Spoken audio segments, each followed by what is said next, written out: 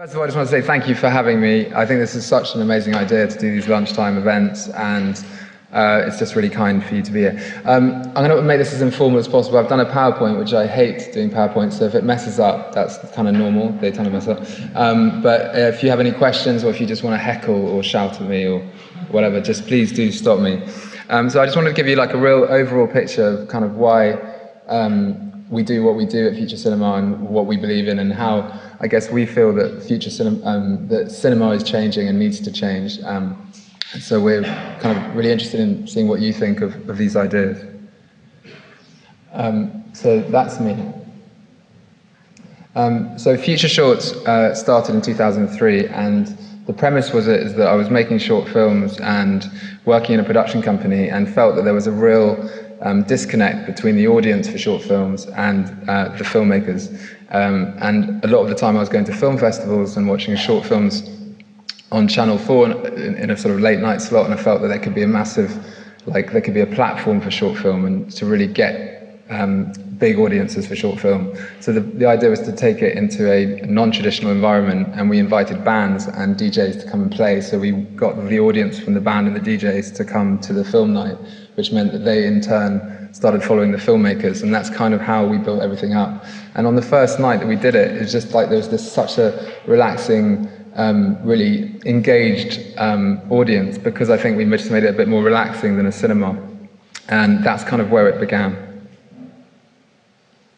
Future Shorts started at Ginglich in Shepherd's Bush, and now we've grown it through essentially creating a network where we've found people who share the similar idea and spirit of trying to find another way of distributing films, and we license a little 75-minute program of films to all of these countries, and anyone anywhere can set up a screening, whether you're in Kabul in Afghanistan or in New York, it doesn't really matter. I'm interested in anyone anywhere being able to have access to the films that we watch. I privilegedly watch at film festivals like Cannes and Sundance, and what we're hoping to do with Future Shorts is create, I guess it's kind of ambitious, but to create the next platform where you can literally go into your iPad, go into your iPod, link in when you want to discover great content. You can just literally go to this channel and find the amazing content that you see every day shared by your friends, but you don't really see on traditional TV networks. I feel that if you look at our YouTube channel, the creativity that's in there is massive, and I think that 3 million people watching it online every month and 25,000 watching it in venues like this proves that it could actually be something much, much bigger. And with the demise of MTV culturally and all over the place, I think that there's an opportunity with short film to create the next thing. So you'll get a sense of the kind of venues that we work with, anything from cinemas to concert halls to warehouses to schools, universities. We premiered at Wandsworth Prison one time, and I'm really interested in how we can find new audiences. We have a catalogue of films, so we have over 400 filmmakers in our catalogue, and we look after them and sell their short films to airlines, to different brands, and to broadcast. But we're really interested now into actually producing short films, so we've started producing short films with brands, paid for by brands, keeping the freedom to be able to create what you want out of the film, but paid for by brands. We've worked with Honda on that and Samsung, and we're going to continue to try and get brands to really think about how they can engage using short film. Really interested also in the evolution of music video. It seems that in the future, I think that every single album will come with another DVD, which will be a series of short films, and those short films will be inspired by the band's music. So I'm really interested in how we can give more work to filmmakers to make more short films, and to get more awareness around them. The film at the bottom is actually currently in our Future Shorts program, which you can kind of see, which is out, which is Sam Taylor Wood's Love You More, which is a great little film. And these are 2 other films from our catalogue, which are also online. You can check them out online as well.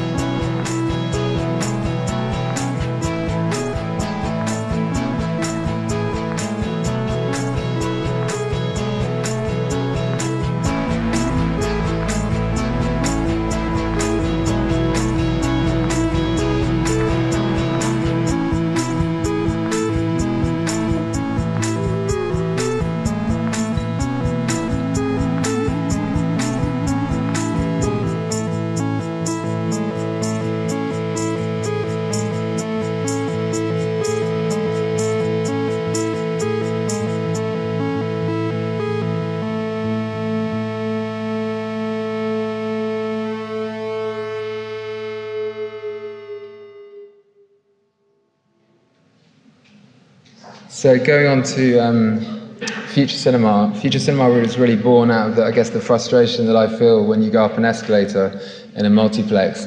You buy your ticket from a machine, and the people that are selling you the ticket have no idea what, it's just, you're just a consumer. And it was really born out of wanting to, I guess, bring films to life in the same way that perhaps when you go to a festival like Glastonbury, the most special things are the things around the music rather than, the music is obviously also good, but it's also about what it inspires. And we wanted to create, I guess, something that was going to kind of make cinema a bit more rock and roll, a bit more fun. So I wanted to kind of show you how this is our event we did last summer, which was Lost Boys. And based on the fact that I guess we're completely drawn to technology, that we have no choice but to really, check our phones every 5 minutes, that we really do start building the event online. So from the point that we send the newsletter to advertise the event, we build the narrative and the story. So with Lost Boys, we created 5 different gangs, Frog Brothers, and the vampires and the rest of it. And the audience essentially joined each different gang. And on Facebook, they recreated their profile picture to match who they were following. So the idea is that they started exploring the narrative of the film online, and it really did create a big kind of, not just in terms of engagement, but from a marketing point of view, it helped to sell 8,000 tickets in 3 weeks. And what's really interesting is that the audience they're starting to create narratives and that we're using in our events. What I'm really interested in is that there's no difference between the audience and the performance, and actually the audience are actually going to help us build and create experiences, because we don't see a difference really. Everyone's creative and everyone has that ability to contribute. So this gives you an idea of sort of how we build that narrative online.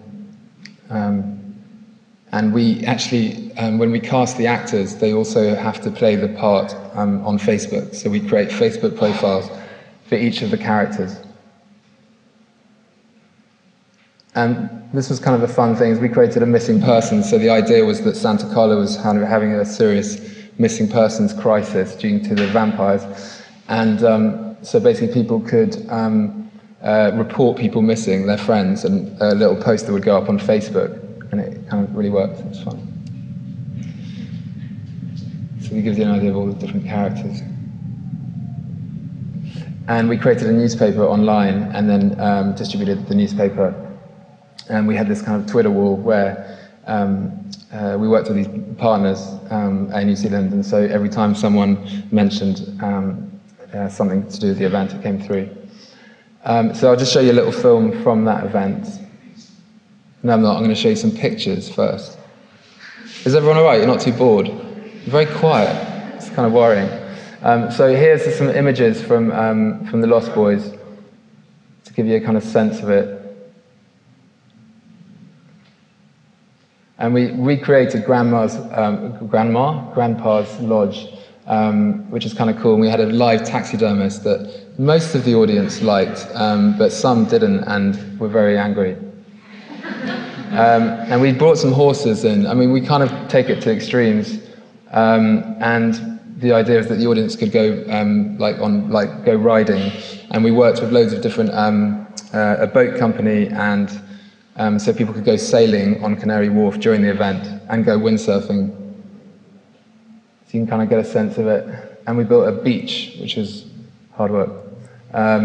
And you can see on what we did is that these are all the missing persons posters that the audience had actually done online, and we then put them up all over the event. And that's something we really do. So we really work with the audience to help us create the world, and then when they get to the event, they'll see their work at the event.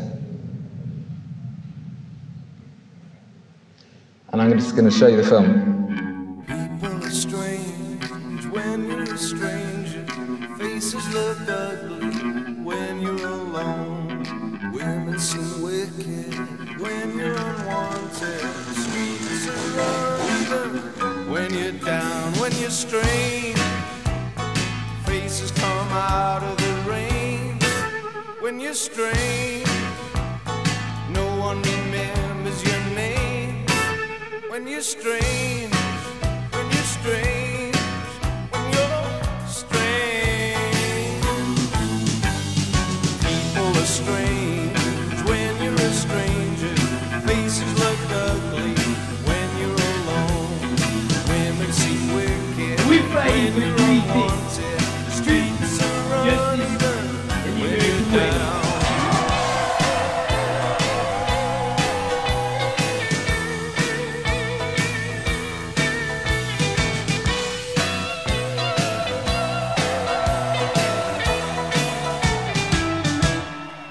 When you're strange, faces come out of the rain.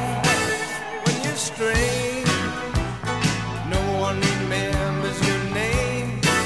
When you're strange, when you're strange, you're strange. Yeah.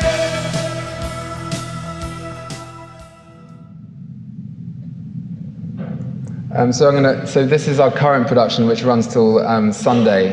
There's still some tickets left if you want to come, at the Troxy. And it's a production we did at Secret Cinema, which was Bugsy Malone a few years ago. And it's really interesting because when I first wanted to do it, my team basically said, "You're mad. Why would people want to do Bugsy Malone? Why would people come? It's a children's film." But it's incredible the reaction to the audience have with it. It's just such a nostalgic little film, and for me it epitomizes what my passion is, because as a child I'd watched this film and I just didn't want to just watch the film, I wanted to be in the film. And I really feel that this venue and it captures everything that we do. You can kind of get, so that's Danny Dan's gang on the left and Tallulah.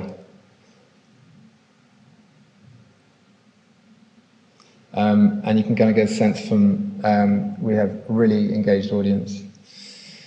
So into Secret Cinema, Secret Cinema really came out of the premise that if we could do future cinema itself was, we never really told people what they were going to experience, and could we take it further and just not tell them anything, not tell them where it is, not tell them what they're going to watch, and just build up an engagement, allow them to discover it, allow them to sort of but think about what it might be.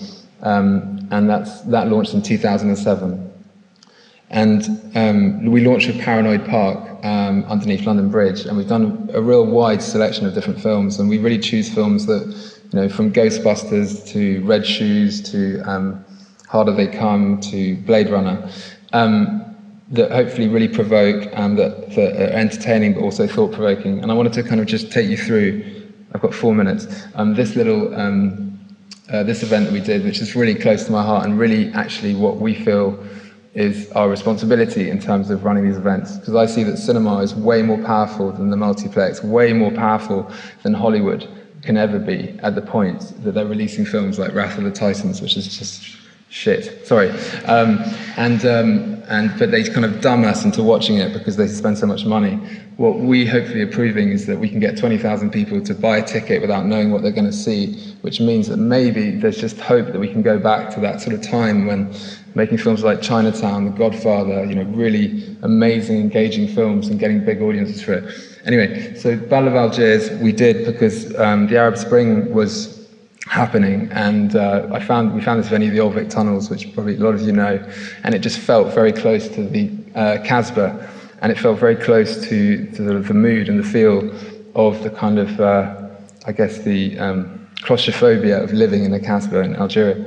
And we basically built a checkpoint, and we wanted the audience to really feel what it would be like to live in Algeria during that time. We really played with mixing reality and non-reality in terms of the build-up to it, about what freedom meant to people, what it meant to actually live in Tunisia or in Algeria during this time. And I think people were quite taken back by sort of the levels that we took. So we sent everyone an identity card and we asked them a questionnaire, and based on that questionnaire they basically got given a different character, and each different character had to wear a different costume. One had to wear a white scarf or a hat. By doing that, our actors were able to recognize which different sector they were. So we split them into 3 groups: the French, the FLN, the terrorists, and and just the non-terrorists. And God, I nearly lost it big time there. Anyway, and so when they arrived in Waterloo, what we're really interested in is kind of disrupting reality, not just for the audience that are coming, but for the people. So this is a normal throughway in Waterloo where people come every day to and from work. And one day they came past and there was a huge checkpoint with French soldiers and dogs, and it was quite scary. But we wanted people to feel kind of slightly edgy. And you can kind of get a sense of the event, and I'm going to go through it. And yeah, it was good feedback there, because I just want to show you the film.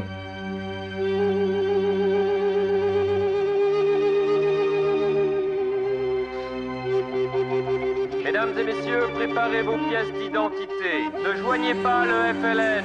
Tous ensemble pour une meilleure Algérie. Vous demandera de préparer vos pièces d'identité. Attention, mesdames et messieurs!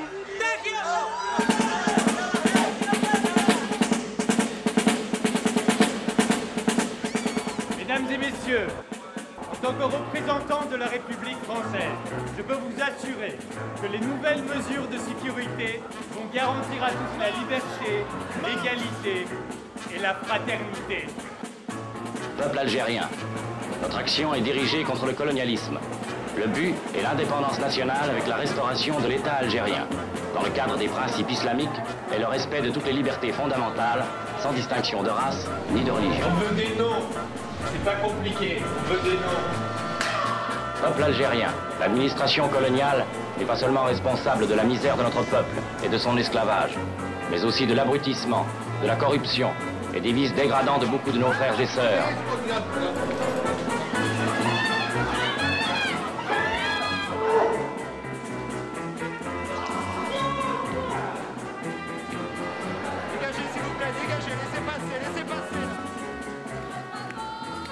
Le colonel Mathieu est ici, garant de nos institutions et du maintien de l'ordre.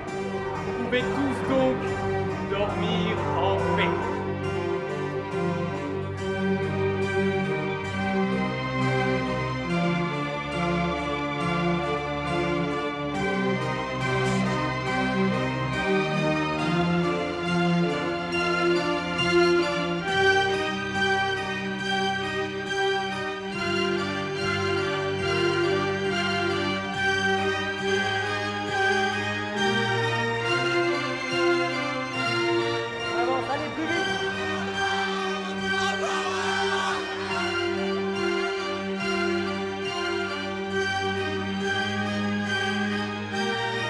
La France et vive la République! Alors...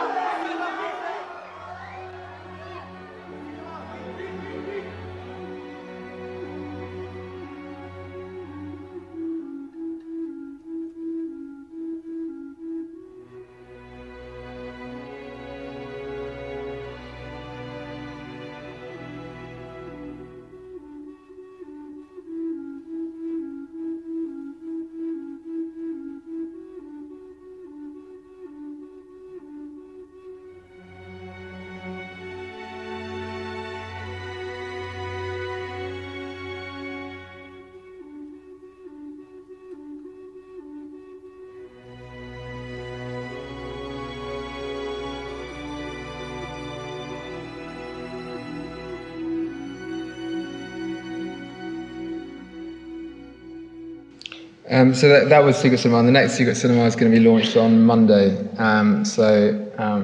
Scary times for us, but anyway, hope it's going to be fine. The next project I want to show you is the other cinema. I'm going to go through, the idea of it is really, I was noticing a lot in my area when I was living in Wood Green that a lot of the old cinemas have been replaced by either Wetherspoons, evangelical churches, or bookkeepers or whatever, and it feels like the idea of community and I really lived in Wood Green for 6 months, didn't really meet that many people, when you're busy and you want to have a community. And I think that cinema has gone from that community. You go to a multiplex or you go to the picture house, which are great, but it's not really a local cinema. So the idea of the other cinema is to build a network of community local cinemas around the world, simply through the internet, through the power of community.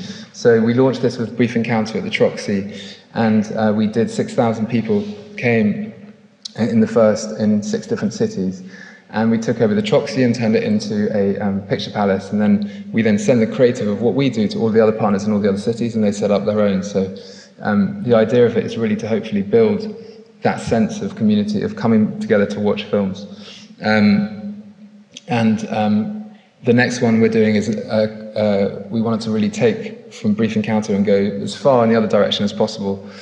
And we're showing La Haine, Mathieu Kassavet's film, and we're launching it at Broadwater Farm, where the riots began, or where they stemmed from. And the idea really there is, people kind of said, you're kind of crazy doing this, why would you do this?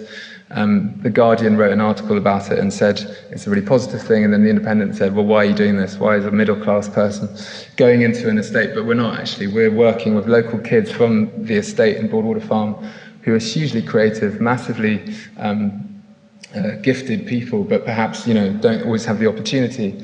And so they're essentially setting this up, and we've got a band, Asian Dub Foundation, to play live. And then we're paying for that event at Broadwater Farm with our audience who are buying ticket to the next night at the Troxy.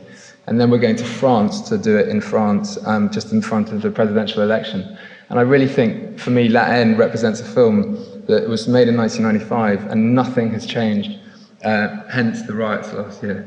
So this is a film, and this is a poster even, but that's kind of, so this is the flyer, and this is the film, yeah. 1, 2, 3, 4. That's the sound that I want. Wake up, buddies. That's the sound that I want. Wake up, buddies. Wake up, buddies. Wake up, buddies.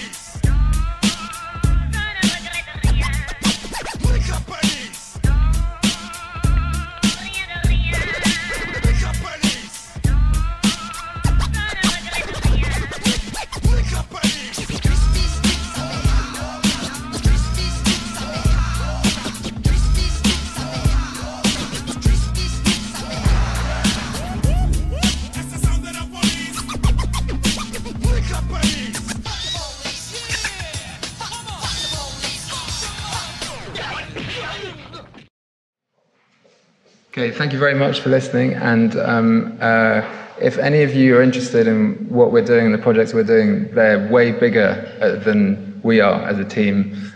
So if you want to get involved, if you want to contribute, if you have ideas that reflect what we're doing, we work with a very big network of people, and I'd love to hear from you. Thank you very, very much.